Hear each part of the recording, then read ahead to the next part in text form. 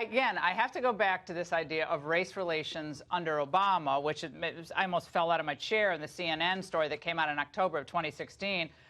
They got worse. 54% of Americans said they got worse. Only 16% said they got better.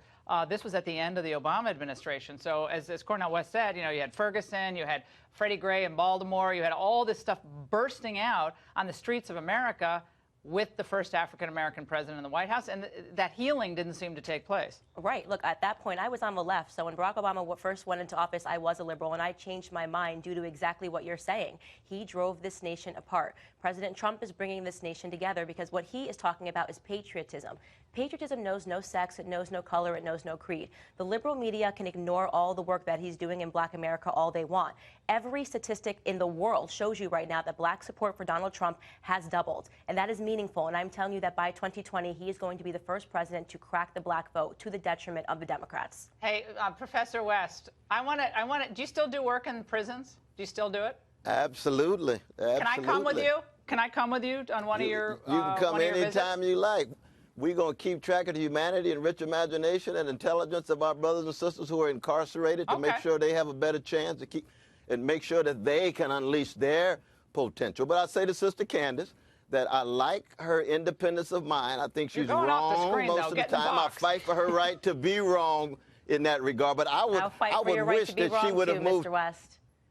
Absolutely, but I would have wished that you would have moved further to the left, because when you have a Black Lives Movement under a Black president, it's not going to be a matter of then moving to the right, West, where they have been socialism has already been tried in our community. It's been tried via welfare policies, and it has completely crippled the Black community. It has completely crippled the Black family via the welfare policies. You know that. So I had to creep all the way to the right. And I have to tell socialism is power sharing. Socialism is not giving and becoming people dependent on programs. Never it's go power liberal. sharing. Mr. West, I appreciate your time, but Black liberals go conservative, but Black conservatives never go liberal, and there's a reason for that. And I would just add that Wall Street. I don't know. Black people are complicated. Black people are complicated. We go back and forth, but I wish we had more Black leftists. All right, guys, we got to go. This was a fascinating conversation. We have to have you both back. Thank you very much, both of you, for being here. Patriotism knows no race, it knows no color, it knows no creed.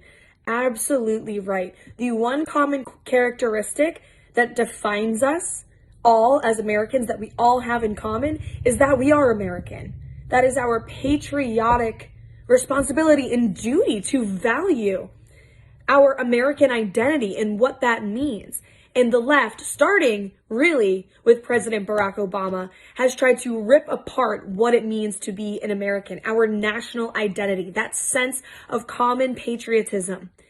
Now, ever since Obama's presidency, everything has to do with race again. Everything has to do with the color of our skin or our gender or our sexuality or our pronouns, as much lunacy as that entails. Obama has further divided this country. President Trump did more than any president in modern history to uplift all Americans, regardless of race, color, or creed. That's what the GOP stands for. That's what we need to make part of our party platform moving forward, is that we care about all Americans, not just those based on race, skin color, gender, religion, etc. The identity politics game of the left is ripping America apart.